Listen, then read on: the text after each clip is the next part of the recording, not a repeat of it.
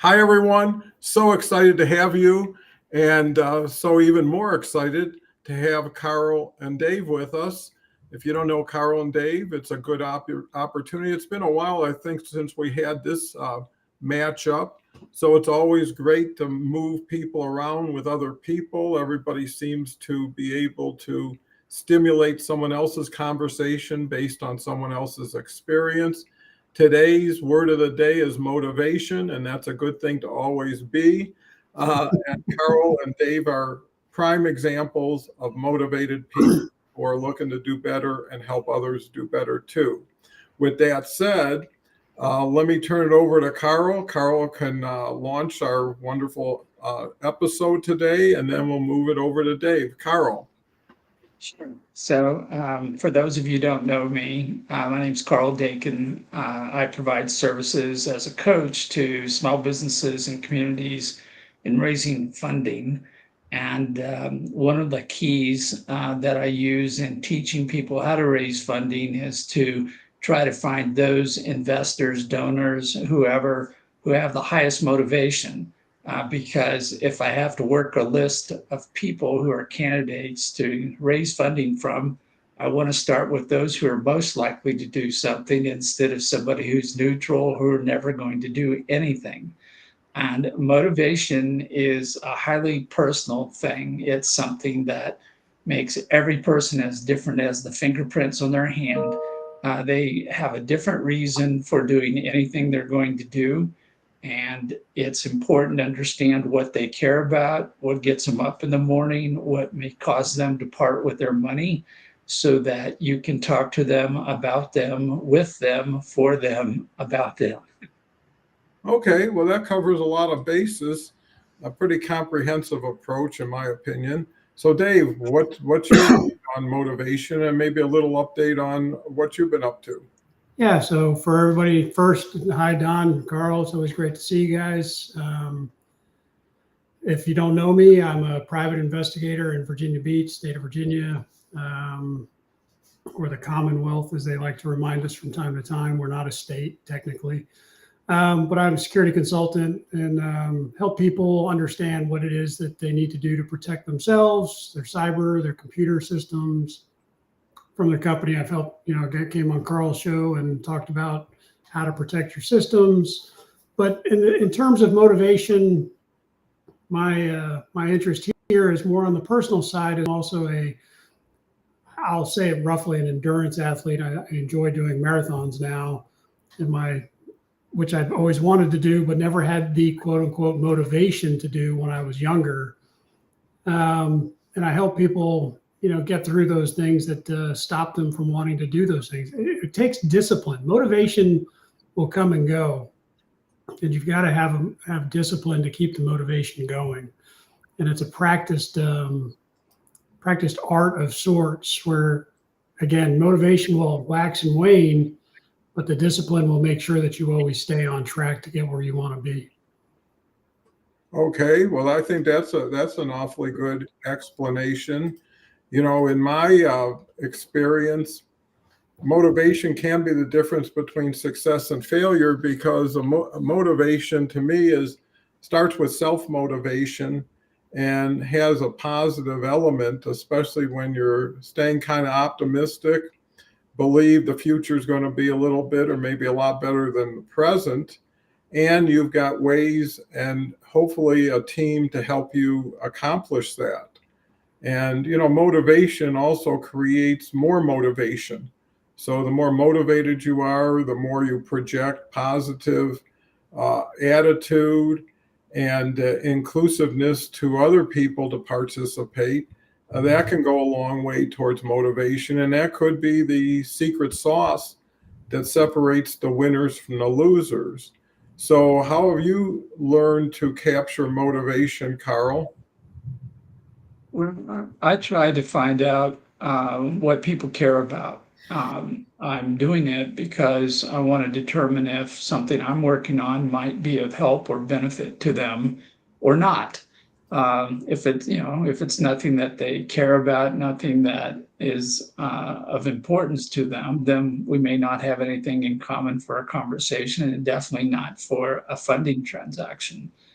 So as you put it, it's kind of what drives a person. It's what causes them to make a choice and a decision one over another thing. It's something that may be inspirational, aspirational, where this morning, Harvey Tuck, who's a member of our cohort, posted that he was going to do a double show tomorrow.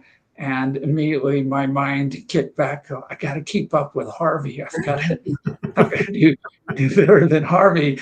And he's going to a double show. I can't do that. So I will think about it though. And who knows, maybe I'll do a double show just to prove that I can do it. But there certain people are help set the pace. They get out there, get things done, and you want to keep up with them, either because your ego drives you to do it, or it informs you. Like when Dave goes out and does a long race, I'm going, wow, if Dave can run that far, even an old person like me might be able to run that far, or not.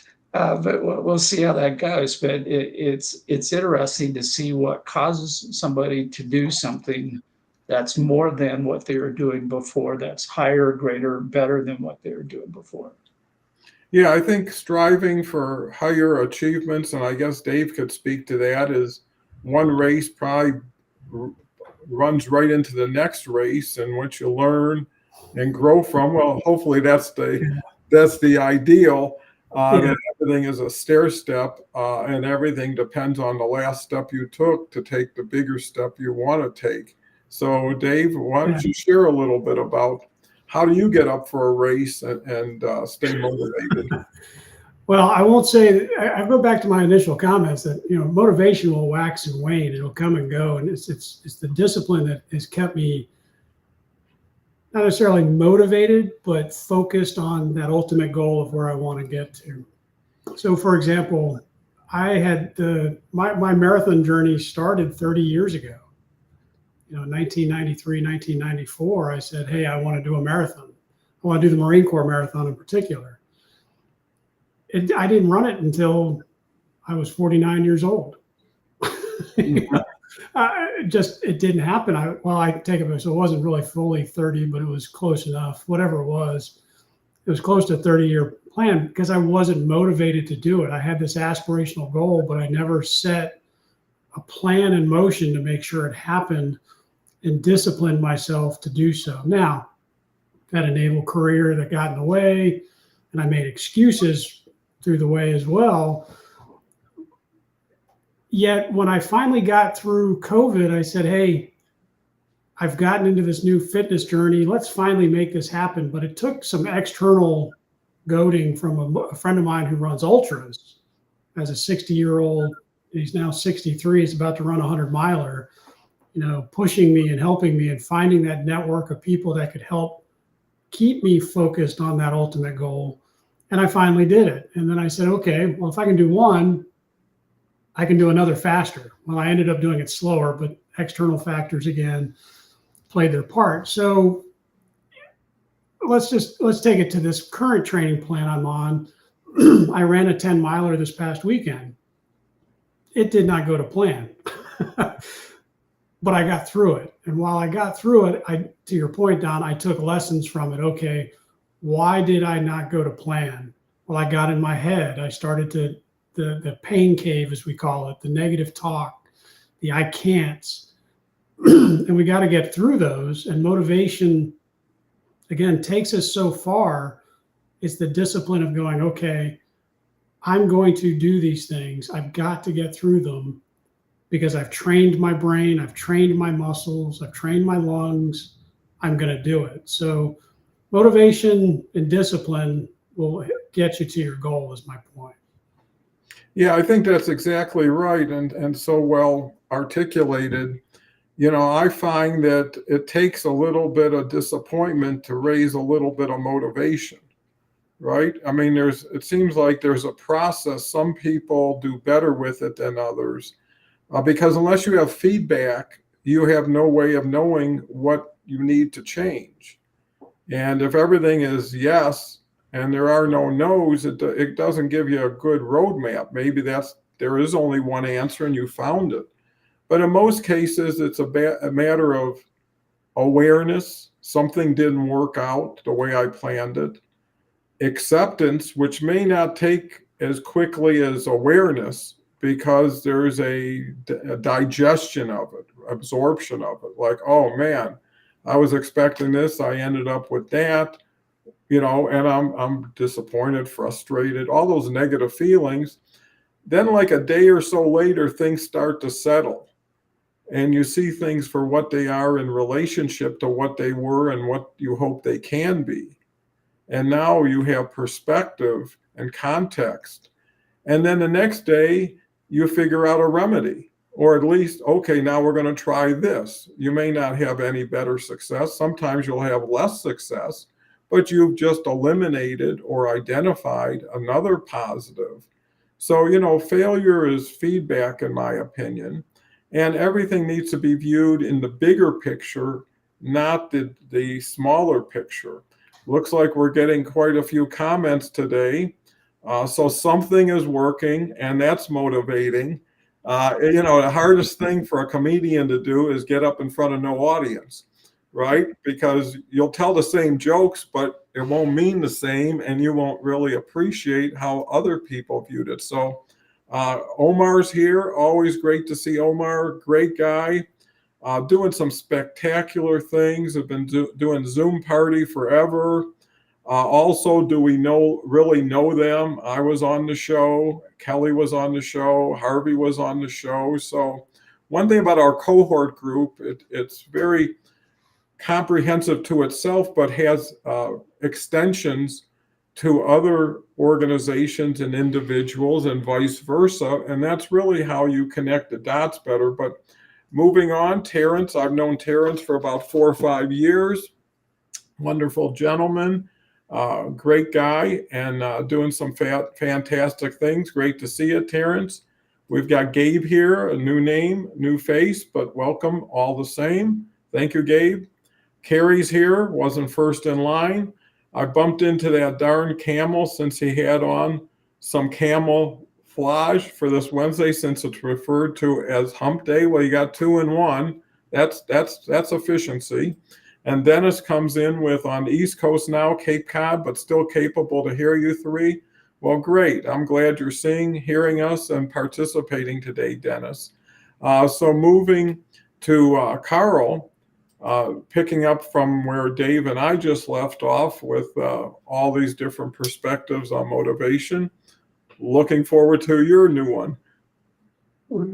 It's interesting because most people talk about motivation as something to move you forward. And so we have fear of success, fear of failure, all these common phrases, but I tend to have greater issues with motivation dealing with choice, picking A over B, B over A for a particular reason.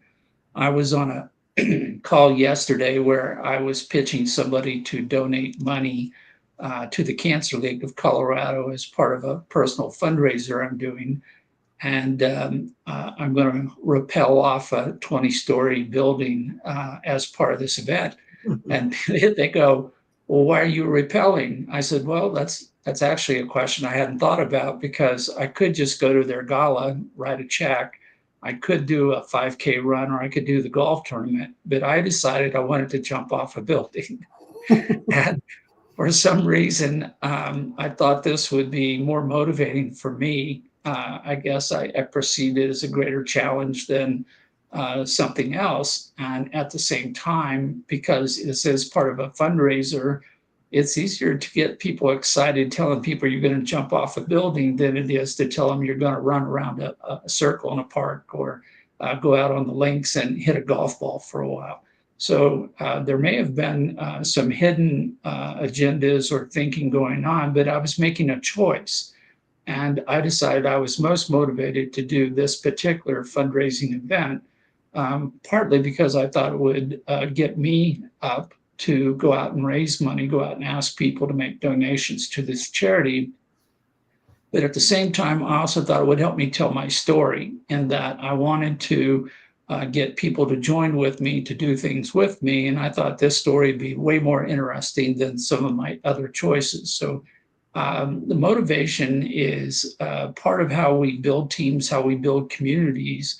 And we're looking for things where people have a common cause. They all want an outcome, an achievement that they can all work towards together.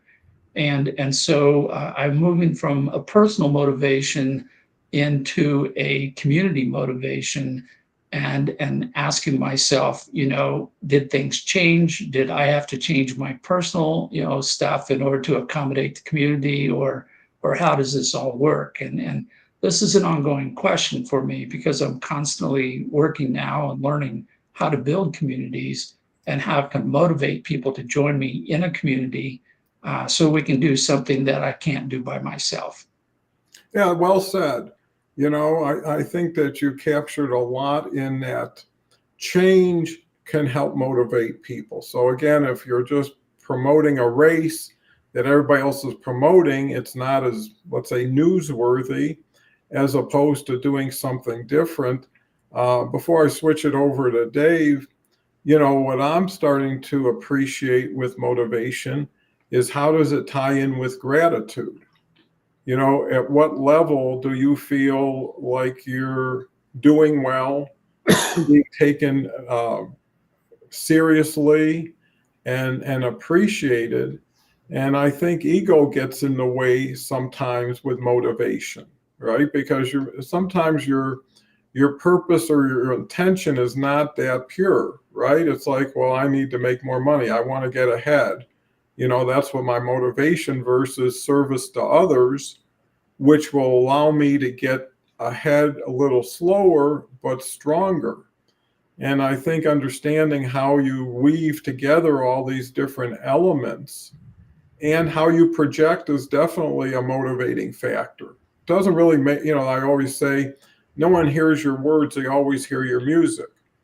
And if you can have a positive, enthusiastic approach, well, at least people are more receptive to it, versus someone who just mumbles and says things in a monotone type of way.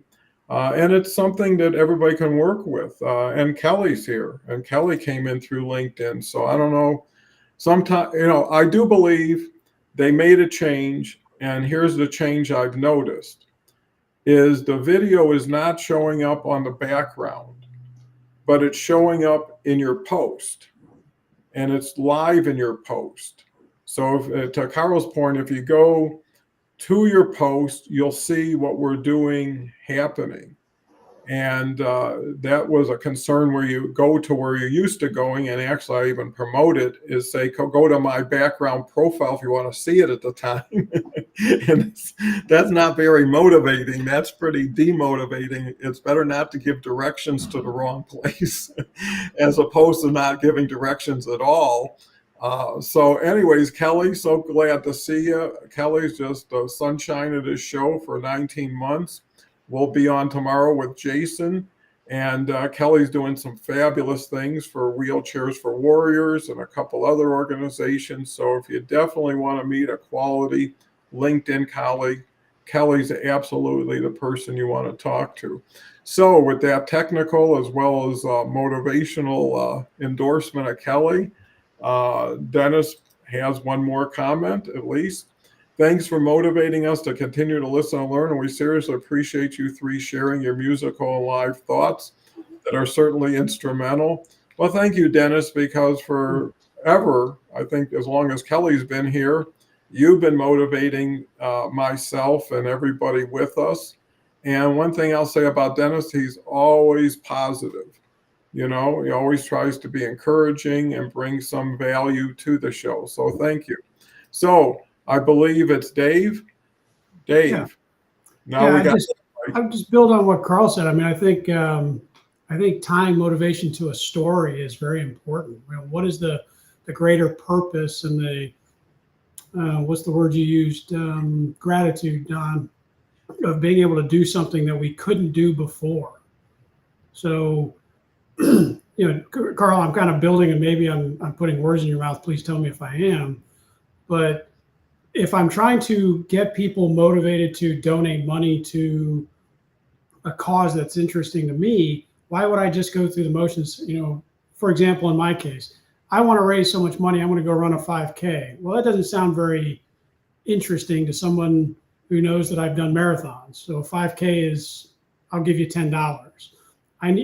But if I tell them I'm afraid of heights, I'm going to go jump off of the Empire State Building with a parachute, that ties something to it, and it gives them something to latch onto and bring with it and understand and get invested personally and emotionally to your story and your path. And I think that is a great factor with motivation, is what does it do for us personally that tries to bring us forward? To Dennis's point, we're encouraging him and motivating him to, hey, I know that Don's got a show. He's going to teach me something. Let's bring me along with him. That motivated him to come listen to us. It's very important to have a personal connection to what it is that you want to do. To your point, Don, as well. I want to make money. Well, for what purpose? Well, okay, everybody wants to make more money to have an easy, quote unquote, easier life and to do the things that they want to do and the freedoms. But there's got to be something more. I want to give back to my community. There's a motivational piece to everything that we do, or there should be, that I think that we've gotten into such a malaise over time that, oh, things will just happen, or I'm not really pushing it. We need some external factors as well that people can, to Dennis's point, we get motivated off people feeding us information and giving us feedback. Okay, well, that drives further. We're motivated to participate more. Like the comedian's not going to be motivated to go up for his next show if nobody's laughing. So we've got external factors. There's so much to motivation. It's a great word, and I'm glad we've chosen it today. And I'm struggling a little bit with the deeper sense beyond the tropes that I've thrown out so far. Well, I think what you touch on, and every word we touch on has balance in its definition. At what point are you at even keel? Or are you too motivating and you can blow people away if you're too strong-armed? Are you too weak? Plus, by itself, it has very little meaning until it's connected with everything associated with it. So when you're talking about motivation, at the end of the day, are you happy? Are you satisfied with your day? And I think if you're not, then you might have been motivated in a direction that didn't serve you. It might have served a purpose or a goal or a mission, but it wasn't truly you. And how do you connect with yourself to motivate yourself first in order to motivate others? And that's why some people have a routine every day, right? They have an exercise routine. They have a nutritional routine. I mean, they try to check all the boxes. So when the go sign is on, they're ready, and I think that's maybe one of the attributes of an entertainer, is they could be coming from the worst tragedy, and in 10 seconds, they've got to be the happiest person in the scene. And how do you separate from what you would like or what you're used to what's required? And that's where responsibility and accountability start showing up with motivation. And you want long-term, not just short-term, right? You want to get on a road that's going to serve you, not just keep pivoting here and there. And the other thing I think that people get caught up in is too much referral to the audience, right? All of a sudden, because one person liked it, they say that's a poll of one. Are you going to change your routine just around that one person who says, I don't like what you're doing, or I think you should do this? But I think you need to have a file cabinet. I don't know if those even exist anymore because of how much paper as there used to be. But some things you just say, well, okay, I'll take note of that, put that away. After 4 or 5 of these, I'll look at them and start to see. but a lot of it could be in where you're focused, where you're projecting, right? The right comedian could be with the wrong audience, and so it's not the comedian's issue as much as the fit. And I think at the end of the day, it is that feedback, and a lot of it is a compliment. Just like Dennis, thank you for doing this. It's really important. Well, it's more important to the person saying it to hear someone felt it, to make like it's important versus I know it's right. And I think that's where people get messed up, is the presumption or the assumption or even that typical saying, well, it's always worked this way, so it should always work this way. Well, if the world stood still, you would probably be right all the time. But whether you want to change or not, the scenery changes, the landscape changes, the foundation changes. But I think, the key thing is that's the adventure, right? I mean, I remember I used to be a great pinball player when I was in college, and that's before video games, right? But what would always happen is as soon as I got really good at a game, I stopped playing it, right? When you can win all the free games and you get all the high scores, you wanted something to force you to be a little bit better. And I think that's where motivation can take you. So, Karl. Well, I think that a lot of motivation has to start with you as an individual, because that's the foundation that you're starting with. And then you get into the things that we use the term motivate you, that cause you to do anything at all. Do you get up in the morning? Because if you don't, you're depressed and you're going, hey, I don't want to do that. Or do you want to go call another investor candidate and get another no? Because I set my quota at 4 no's a day because but some people are what they call introverts. They can work by themselves almost indefinitely, and other people are extroverts that need that feedback that they are part of society, they're part of community, they're part of a group or crowd, and getting the feedback. One of my favorite examples of this is that the question, is the glass half full or half empty? Because we talk about people who say it's half full, they're the optimist, and the ones who think it's half empty are the pessimist. And then we have the entrepreneurs who says, no, you just got the wrong size glass. So we decide we need to change the world to make it better so it's all fitting together better, which is the category I fall into. I can't walk into any situation without looking around going, yeah, we could do a little better today. And that's part of what gets me up in the morning, is the challenge of making the world a better place, trying to figure out how other people do what they're doing better, bring their inventions, innovations to market. So it's a thing that I enjoy doing. Is something that helps drive me to do more than I did yesterday. And I'm in a continuous learning, continuous improvement cycle intentionally, where I know I can only run so many miles in 30 minutes. I'm going to cap out at some point. But if I'm working in social media like we are now, yeah, it'd be nice to have more people in the audience. It'd be nice to have more subscribers to my newsletters, because I'm getting more bang for the buck. Every minute that I exist, I'm having more impact, and hopefully a better positive impact than I had yesterday. So yeah, I check my LinkedIn stats every day to see, what did you actually accomplish today, and what did you do this week, and who cares, which is people who are watching what you're doing. And it's a bit of an indicator, but it's definitely a driver, motivator to go out and do it again tomorrow, because it's a fair amount of work. And you've got to justify why you're doing this instead of making a choice to do something else. Yeah, well said. Dave? Yeah, I think the word that really comes back to my original thesis here is the word feel. You pointed out earlier, Don, you said the word feel. And again, we can have our aspirational goals, and the motivation will come out. It depends on how we feel about that at the particular day. Sometimes you're not going to feel like doing 4 calls even, Karl, to your point of you don't want to get 4 no's. So I don't feel like doing it today. I'm not motivated to do it.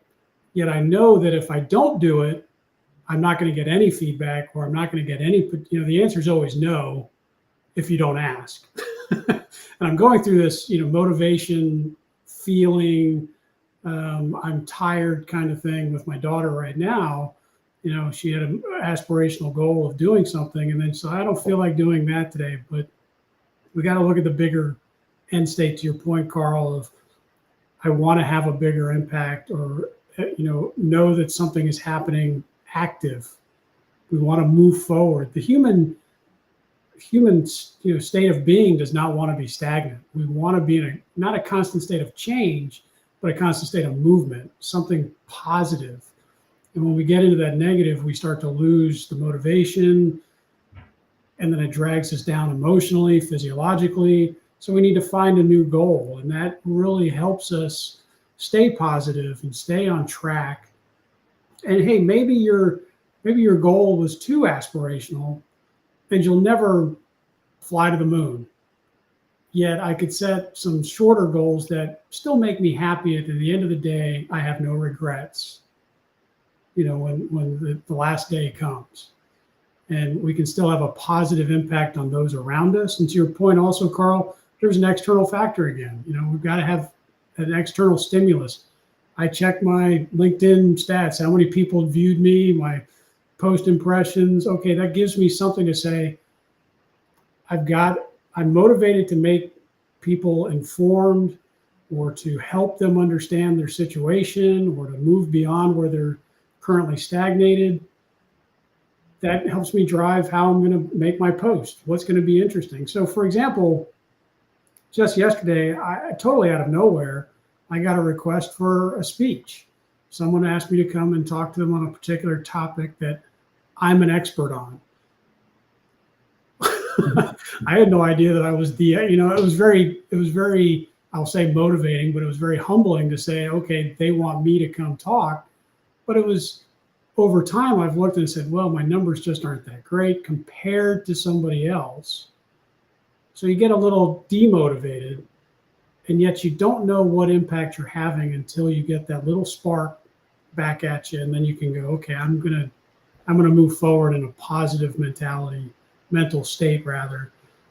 That really is a driving force. How we are interacting with others and our purpose drives us.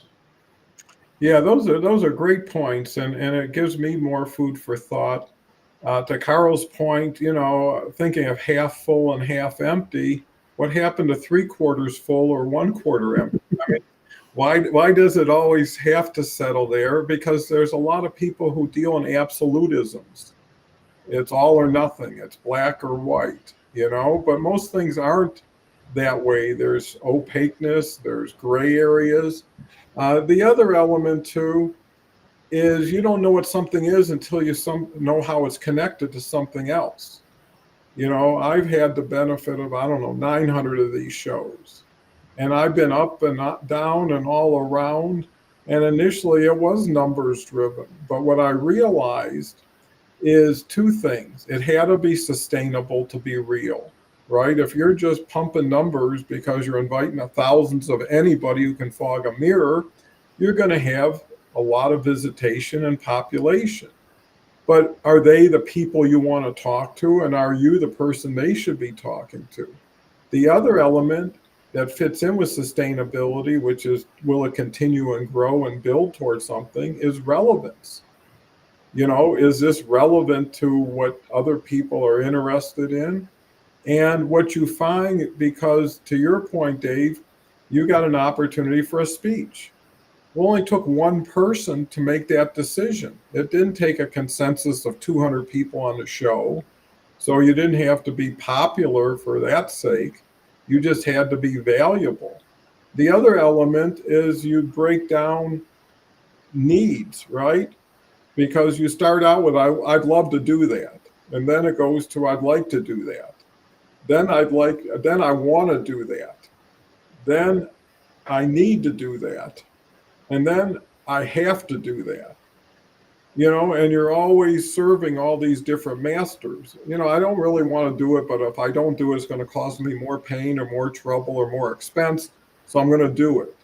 I think, that whole thing about how to eat an elephant one piece at a time, I try to break things down. Sometimes I look at these competitive food eaters, and your stomach is supposed to be as big as your fist. That's your stomach.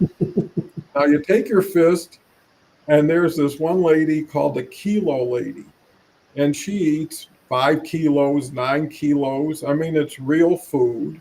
She's a very small lady, probably 120 pounds. And they actually say the thinner the person, the more they can eat, which most people don't think to be beneficial. Why? Because they don't have as much fat around their stomach, Yeah. right? So it's not forcing it down. So, anyways, they bring out these platters, and no matter what you had, I don't know how someone could put it down there, but it does go there. Now, the point is she probably learned by eating one pork chop before she ate two, before she ate 60 Coney Islands or whatever. And if you look at something as a career, you want to, we're in college right now. We're being educated by ourselves and people around us. Until you graduate, you can't really consider yourself a professional or someone's going to start making money. You're going to keep investing time and money to get that level of proficiency that now you've launched. And so all these disappointments, if you look at it as a lesson to be learned, instead of a setback, because everybody love a smooth road. Everybody like to know the road they're on won't have any traffic, won't have any potholes, won't have any bumps. But that's impossible. And the key is overall, what's your batting average? If you win 5 days a week and you break even one and you lose one, well, that's a great batting average. How do you improve your batting average? Practice, practice, practice. I mean, every major star, especially sports, was someone who just started shooting baskets at 5 a.m. every day until school started. And when they came home, they shot more baskets, and they loved that opportunity. And that separated them from the people who didn't practice enough or practice enough for their position. If you're in junior high school, you don't got to be that good to play. But if you want to move up to college and pro, you've got to have that discipline in place. And I think if you break everything down as much as you can in your life and schedule it, just like if you had a car and you got scheduled maintenance, there's days I know I got to clean certain things, and there's days I have to do other things. But I also feel good that I'm keeping up. And too many people just have a pile of stuff, and then one day they go at it and they start creating that pile of stuff again. So one day they can go at it. And it really is time efficiency, cost efficiency, and I think a big key is people efficiency, right? Who is that speed bump that I'm always having to deal with? Who is that Debbie Downer that when I start a meeting, I can just walk away after a while because I know it's just moving the other way. But it's the discipline of saying no. This is not acceptable. This is not going to take me where I want to go. Because, again, if it's just about you, it's so easy to accept. But when you're representing other people, especially your family, you've got a responsibility. Every day when I start my show, and it's been going on for a couple of years, Ann says, have fun, good luck, every day. And I say, thank you so much for your support. It's very important. I say that every day, but I never get tired of hearing it.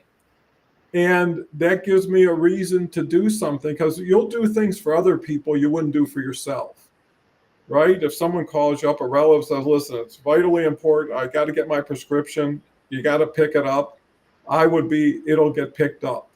I don't know when, I don't know how. But that motivates me versus, hey, you're on your own, do whatever you want. That gets a little squiggly, but that's where cohort groups fit in.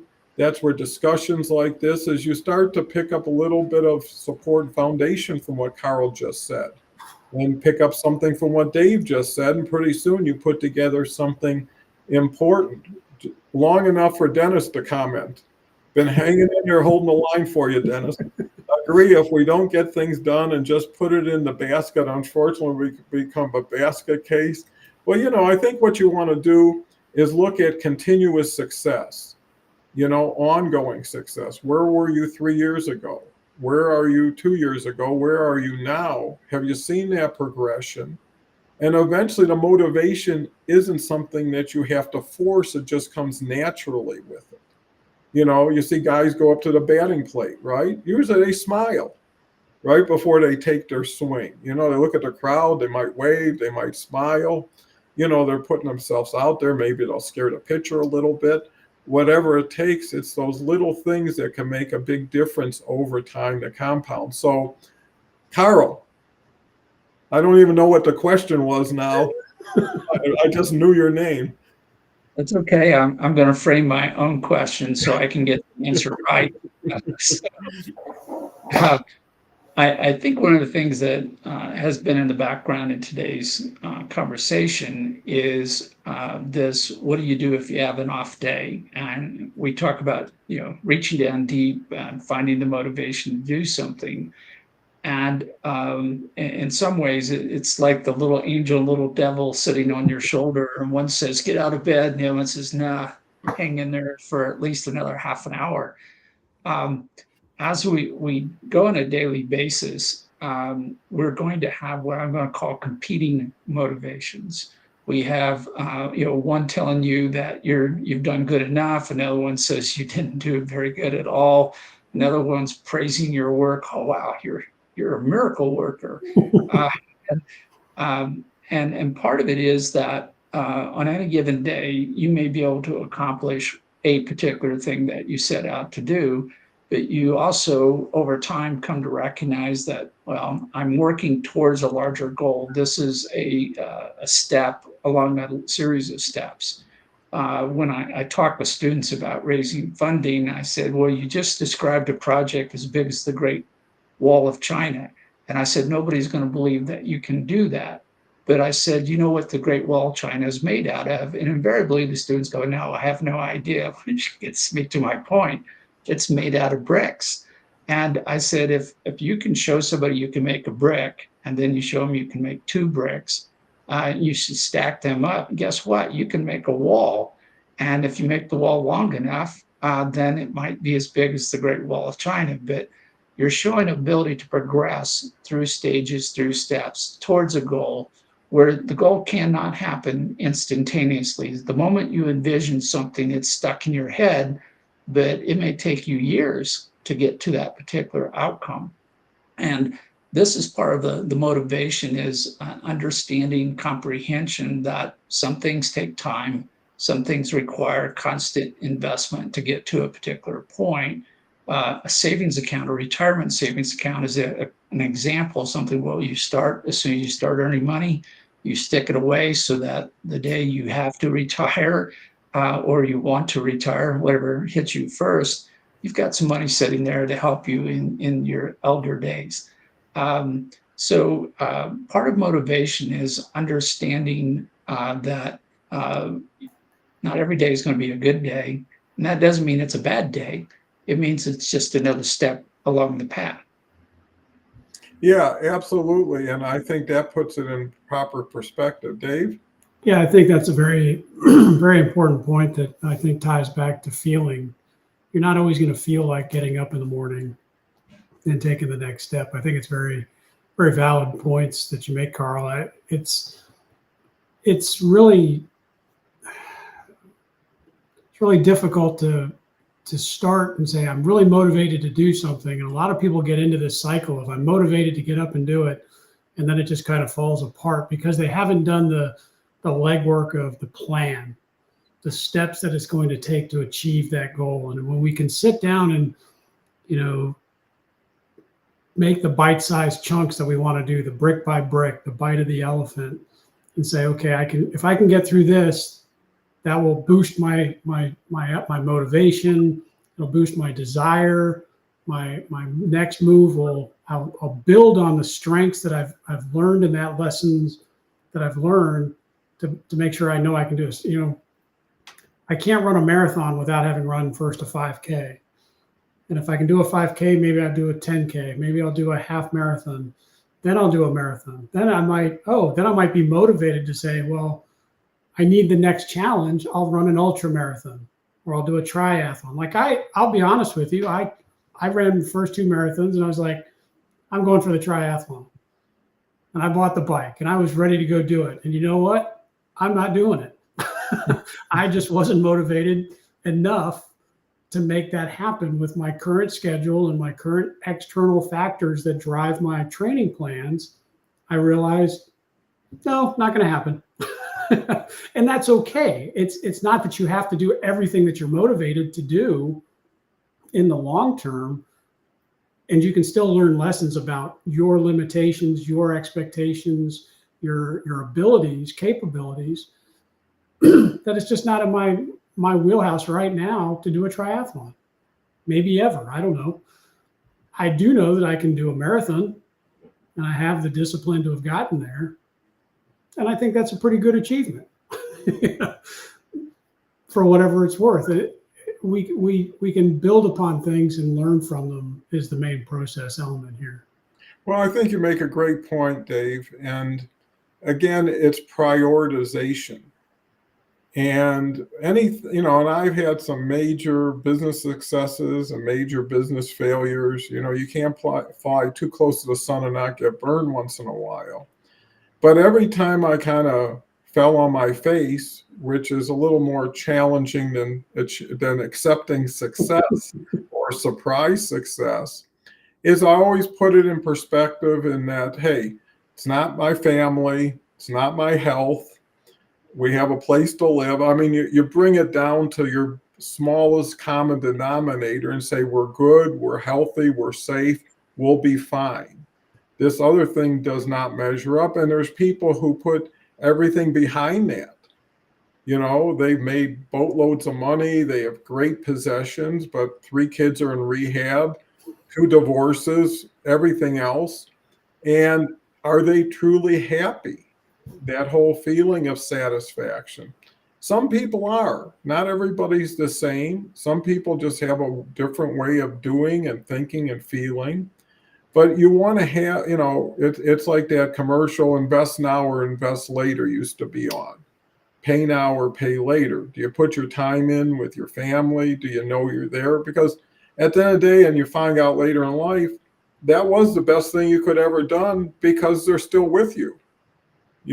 And now you need support in different ways that you could have never given yourself. And you need approval. And the people who you depend on approval most are the most important, right? No one really cared how much I made. They just want to make sure I was doing okay and happy and having a good time with them. And that's a key point. When you return to somebody, how do you return?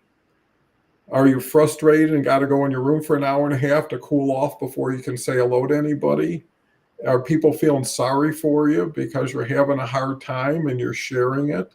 And people only know what you tell them, and you only tell people what you want them to know, right? So why did they hear that if you didn't have a reason for telling that? Who knows, maybe it's sympathy or whatever. But, the key is you can always get up, hopefully. And as long as you can get up, you can start again. To your point, Dave, there's things I thought would be great. And, I'm not a quitter. I run every hit out, whether I'm going to get out or not. And I don't quit on myself. But there's a point where I say, this is not the game I bought into. These rules are different than I thought they were, or the way they rate you is different. I'm not here anymore. So there's nothing wrong with changing as long as there's some reason that you changed. Why'd you leave work early? Well, I just couldn't wait to see you. Well, that's a good reason. Versus I got frustrated, I got tired, or they told me to get out of here because I'm causing too much trouble today. Well, now they sent you home to cause us trouble. Yeah. Ann always says, I just love you having the show with all these people because if it wasn't for them, I'd be hearing all this. Right? So they're doing me a favor taking some of the load. I think the other thing is sense of humor goes a long way. Some things either you cry or you laugh. It's just that way. It's like unbelievable that this could happen. And you can have a little fun with it, maybe take a little bit of the pressure off. But every situation is different than another situation, which puts you on your best, let's say, behavior to pick the right adjustment to it. You know, it's like anything else, like tuning in a channel. You start somewhere, you get closer, and maybe you hit it. And if not, maybe tomorrow. But what's so cool is stuff keeps coming back to your mind later on. The little details you forgot about in the burst of emotion when someone just said no, or what we had is gone, or whatever else, is you can recount, well, how did this ever get to this point? And more importantly, how much responsibility did I have? And the better person assumes more responsibility than they have, becomes more accountable. Why? Get it going, right?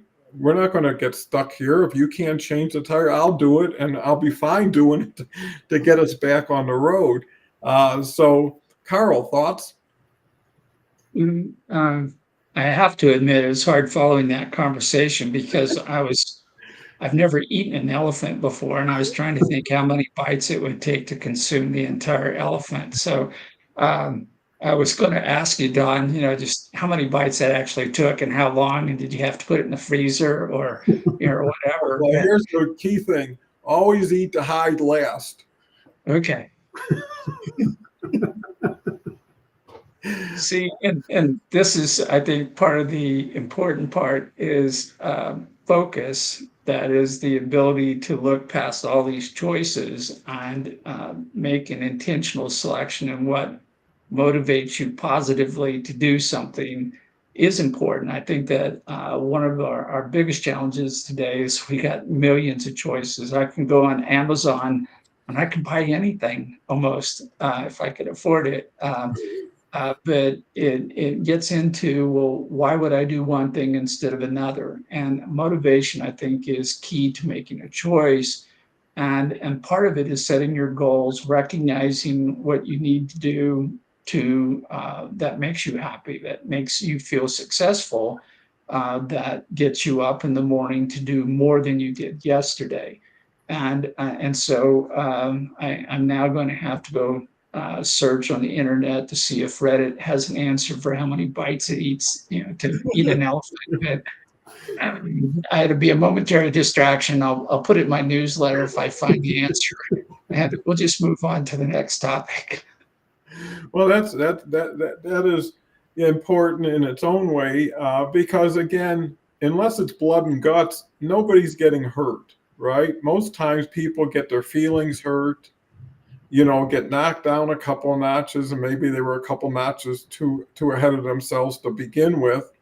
And sometimes that's where faith and hope come in, is you have no idea how this happened. You can't even identify the reason it could happen. But later on, maybe it comes to you, maybe it doesn't. The saying is not how many times you fall down, it's how fast you get up, right? And the faster you can recover, you're back in the race. I mean, if you look at NASCAR, those pit stops are like 8 seconds. Can you imagine changing 4 tires and gassing up in like 8 seconds? It would take you forever. And actually, it reminds me, when I first did my first LinkedIn post, I timed it. It was 6 hours. I didn't know what anything meant. I didn't know how it connected. But within a week, I was down to 3 hours.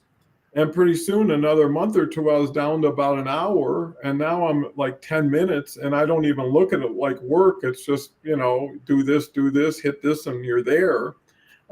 So Dave, you've had many experiences, also being in the military, dealing in civilian life. You've been confronted, let's say, with different motivations. How have you learned and grown from that? I will say that I didn't until about 5 years ago. Honestly, I went through a lot of ups and downs in my military career with motivation. I mean, sometimes, again, your external motivation is the commander saying, just do it, make it happen. Okay, well, I don't really like this project, but here I go. There's other times where it was internal. I wanted to do something. I went and did it. So it wasn't until the last few years where I've really mentally mentally grown, mental fitness and growth mindset to say, here's how I'm going to stay motivated and do these things, and through the discipline and having a network of people to help me along. And it's really been the last few years where I've really matured in my discipline, I think. And I would just say, yes, I had a lot of experiences in the military, but at the same time, I would say that I had more fun in the military than was probably allowed. I got away with a lot. So I was very blessed to have the career that I did, when, frankly, I had somebody very early on in my actual, active duty career say, you won't make it last. You won't last long. And I've had that several times through my life, where I went to Georgia Tech and I didn't get the SATs that some administrator said, hey, he met all of us and said, hey, this kid had a 1,500 or 1,200 or 1,300 SATs. And I come in and I go, I got a 980.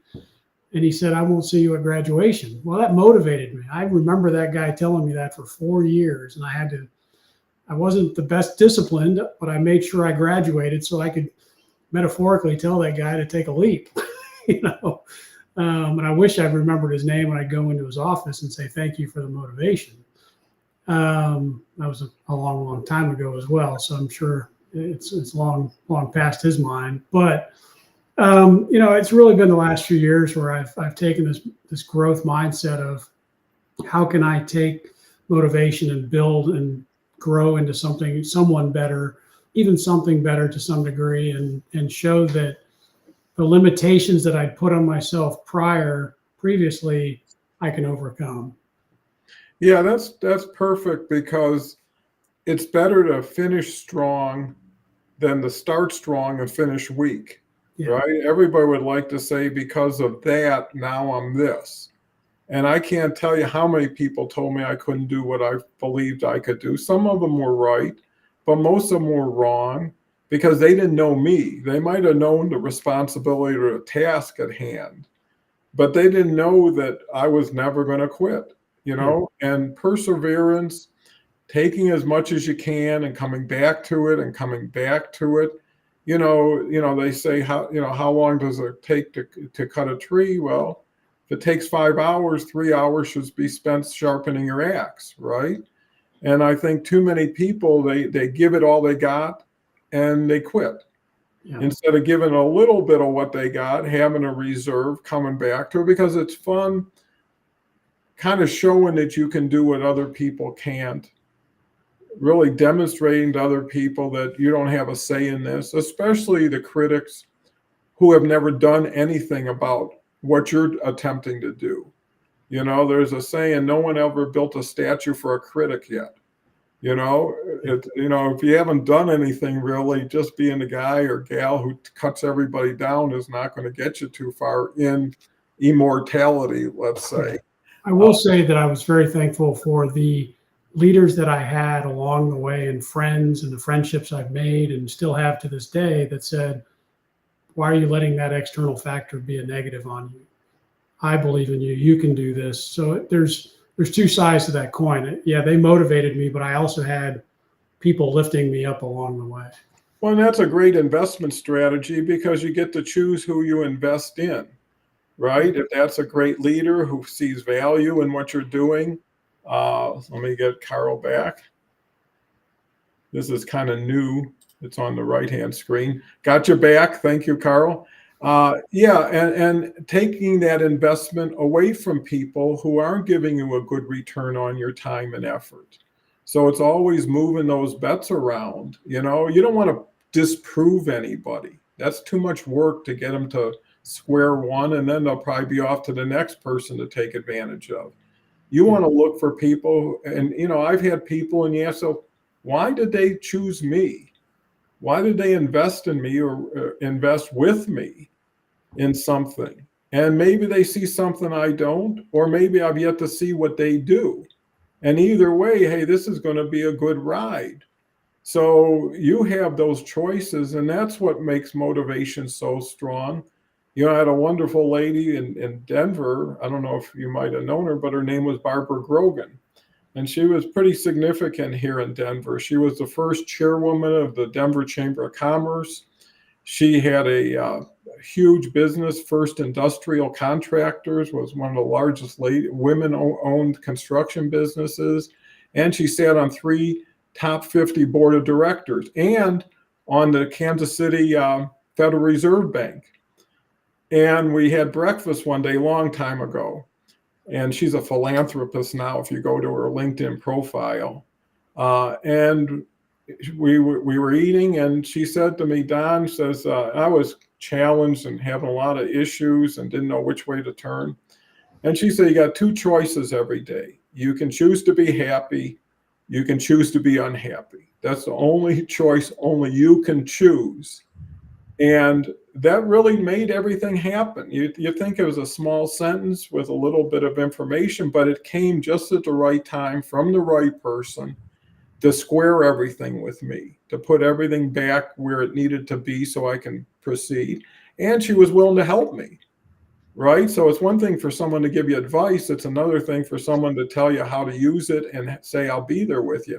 So I know we're at top of the hour. Dave, final words, and then we'll turn it over to Karl. Turn it over to Karl. I'm good. Okay. Boom. Speed. Yeah, one of my favorite comments was about critics. They said that critics can be perfectly objective in criticizing what you do because naturally they have no talent to bias their opinion. So I do think that you have to be fair with yourself about who you're going to work with, whose opinion you care about that may guide you in what you're going to do.